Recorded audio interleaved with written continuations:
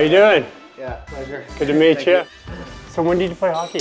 Well, I started when I was 2, Yeah. and then left home when I had just turned 16 to pursue the whole junior thing, and then the hazing and all the moving houses and stuff like that. It took its toll for sure. Turned pro when I was 20, but at 20 I also started sending weed across the border. So Yeah. that was making more money than hockey. So we're going to start off. We're going to take a baseline picture because there's going to be a change in your physiology through the course of today. Turn and face that direction. Okay, perfect. Yeah, I'm in debilitating pretty much pain all over my body. I'm 70 days off of 10 years benzodiazepine use that I was abusing, and my shoulder, that's in extreme pain. I can hardly lift it past here. So you have shoulder pain. Do you have head pain? Shoulder pain. I've suffered from debilitating migraines. Let's go with what you can. I always have a headache. It's always like a dull kind of headache. But when I get the migraines, it starts with the vertigo and then slurred speech and numbness. My hand sometimes goes fully numb where I can't feel my hand. It's almost like having a mini stroke. They're terrifying.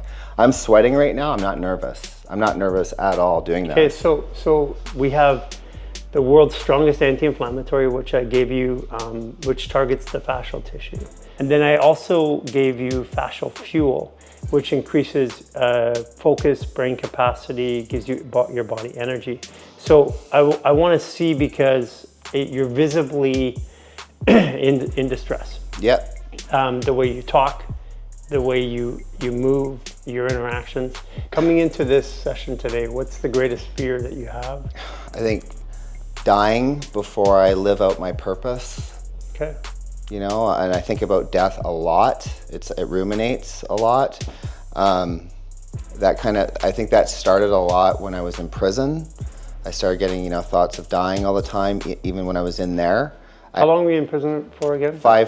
Just over 500 days without seeing the light of day. When I got out of there, I had no idea what PTSD or CPTSD, I had no idea what that was. And I was offered help for post-traumatic stress, as, not only was I in the organized crime before I went in there, which saw a lot, all the murders and stuff like that around me. The hockey culture was a lot, sexual abuse also, babysitter, dentist, all that kind of stuff that I never dealt with. And little did I know that's kind of what was probably perpetuating at that time. When I got out, I just turned 25. Where did the documentary come up? Because National Geographic did a documentary. Yeah, after I rode my bicycle across 3 countries in Southeast Asia and then across Canada, National Geographic reached out and wanted to do my life story on Locked Up Abroad. And that's a sliver of my life. I don't want to be known or remembered as the king of weed. That's just an identity that I took on. Identity 1 was Ryan the hockey player, then the weed smuggler. And I'm not even the humanitarian. I'm a spiritual being having a human experience. I just want to be able to enjoy this experience and have my energy kind of restored and feel more in this physical body and live out my purpose. So when you say in the physical body, do you not feel like you're in your body? I don't feel like I'm in this body at all. When was the last time that you felt like you're in your body that you can think of? I think the last time I felt really kind of in my body was mid-20s. I started feeling depersonalized, not knowing what depersonalization even was as a name. But I started asking friends, do you ever think about your brain? Do you ever feel like not here and stuff? And I started kind of looking at things differently, and I was wondering what that was. It's kind of when the anxiety started kicking in, and the more that did, when I drank, I felt whole almost. I would drink and do drugs. And obviously, at the end of a 3-day bender, I'd feel even worse, but I've been off the booze for quite some time now. But this is no way to live. I don't even know what it's like to feel like a human. I don't know. We're gonna go through a series of stuff. You'll have the tools. I had 8 concussions, multiple near-death experiences. I lost the ability to cognate, to use a computer at one point, and my background was computing. And the emotional pain had gotten so bad that I wasn't able to function or focus. Did you have suicidal ideation too? Yeah, lots of times. Yeah, I get that a lot too. Like the last thing I want to do is take my life. I don't want to commit suicide. I want to be here more than anything, but it's almost like there's this force out there like trying to take me out. That's what it feels like. You're the same astrology as my brother who committed suicide. Oh, I know your brother committed suicide. Yeah, in 2012. I'm sorry. Yeah, it's 12 years ago. And born the same day as me. Yeah. Wow. And he's looking out, obviously, and sent me here. So part of the reason why I agreed to see you is because of your astrology. I mean, there's karma, the way I see it, there's karma between us. And I couldn't go past the fact that it was my brother's birthday. And you're a lot like my brother. I want to walk around. I want to get your body grounded a little bit. Okay. So let's go outside and just walk around a little bit. This is my little dojo. Oh, nice. This is where my healing happened. This is where it started? Yeah, here in Vancouver? This place, yeah. Oh, wow. Yeah, we came here. How many years ago? During the pandemic. Oh, right. Okay. So this is my healing. This is the way that I... By the way, can I have a hug? Thanks, man. What do you feel right now? Better. I feel better. I feel like I'm emotional, but a good emotional, like things are starting to change. Like there's, yeah, I'm feeling gratitude. Because there's been a lot of people that have like wanted to help me, that said they could help me, but there was always a catch. And I don't feel that with you at all. Well, there's no catch, but I haven't done anything yet. No, I know, but maybe you have. Well, maybe. I mean, obviously the wheels are starting to go into motion. Well, I feel optimism too. I feel like really optimistic. Like I don't want this feeling to go away. Yeah. Ever. Is that possible? Yeah. I mean, the supplements are going to help you. You're not going to feel like this all the time when you take supplements because you're here. You're deficit. Here's where you want to be. You're here now. This will allow you to function so that you can move your body to get to here. Yeah. Because right now you move your body, you're creating more stress. So what we're doing is we're affecting your physical health and your mental health. I don't believe the term mental health is disingenuous because it's human health. There is no difference between physical and mental. Yeah, well, shouldn't any health be health? Like, why does it have to be mental health? I mean, the mental is part of the physical, so why is it mental? Well, actually, the way I see it is that you don't have a mental health issue. Your brain only thinks because of stimulus in the body. So what's happening is your thoughts are coming way down right now because you have less stimulus in your body, less inflammation, less pain points. So your mental health is improving at this exact moment in the last 40 minutes because your physical pain is dropping. So your physical health is improving, so your mental health is improving. I don't know how anyone could take how I was feeling. Like maybe I was chosen to like feel like because I can take it, but I don't know. It's like I can't take it anymore. Yeah.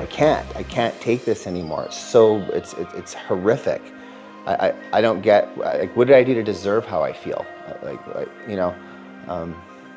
Yeah, I'm gonna get I don't want to get emotional and whatever, but it's intense. Do you feel like you're in your body now? Yeah, more for sure. It's continuing, isn't it? Yeah, it's not leaving. Yeah, it's getting better. Yeah, it is. So like these products, I'm like again clearly I want you to without me because once we do work, that work is going to dramatically impact this. This is going to give your body the space to move the tissue to do the work. Yeah. Because the supplements and medication, they'll help you over time, but they're not going to, no supplement medication or food is going to cure you. The cure is the movement of the tissue, in my opinion. And that tissue, when it's in stress, it can't move. Now it's coming out of stress, so now we can move it. Okay, so move your shoulder around. Significant difference. Unbelievable. It still hurts a little bit. Okay. It's not like cured. So face this way. Okay, hockey stance. Okay, left hand on right shoulder. Right hand, grab your skin, lock it up, turn your head to the left, pull your body around to the right, and squeeze your spine, drop down, put your butt out a little bit more. Okay. And breathe through your mouth, look to your left. Step behind with your right foot. Okay, and breathe. Come on up, take your right elbow, twist the skin outward, Like that. put it above your head, best you can. Lean over to your right, turn your head a little bit to the left, and breathe in. Okay. Okay. Okay, just move it around. Man. Okay, walk around a little bit. Feel your right and your left side. What do you notice?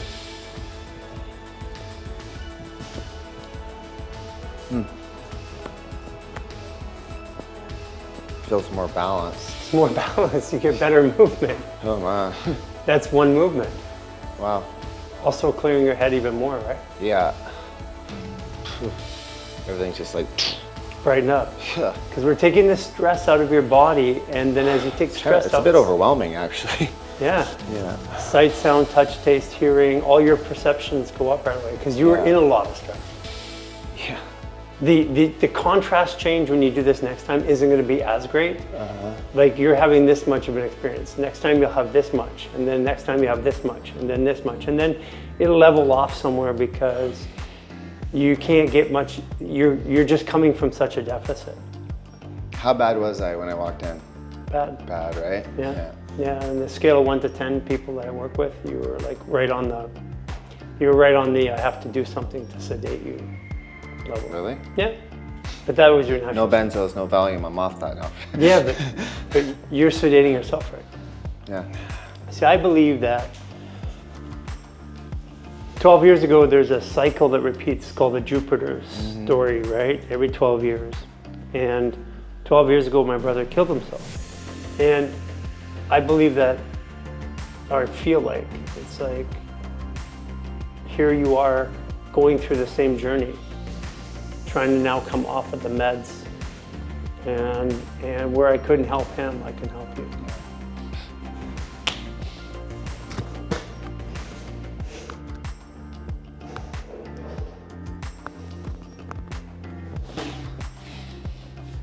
Yeah, I believe that's why you're here. Yeah, I know that's why I'm here. Yeah. I can feel it. Okay, let's walk just outside to ground off, and then let's get a picture.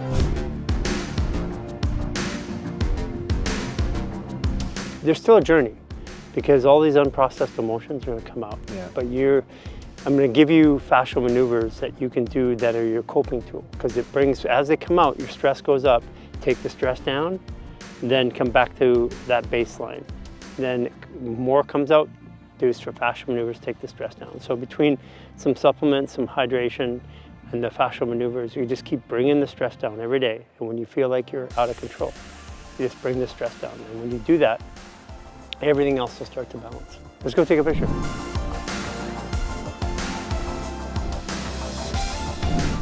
That was when I first came in? Yeah. Oh my God. But look how much taller you are. That is crazy. So see how you were contracted yeah, there, yeah. and your neck was forward, you're standing straight and tall. So your face is pushed in, pushed over, pulled over. So basically your whole face was squished. When I went across Cambodia, Laos, Vietnam, and then Canada, all for mental health awareness, I was searching for this the whole time.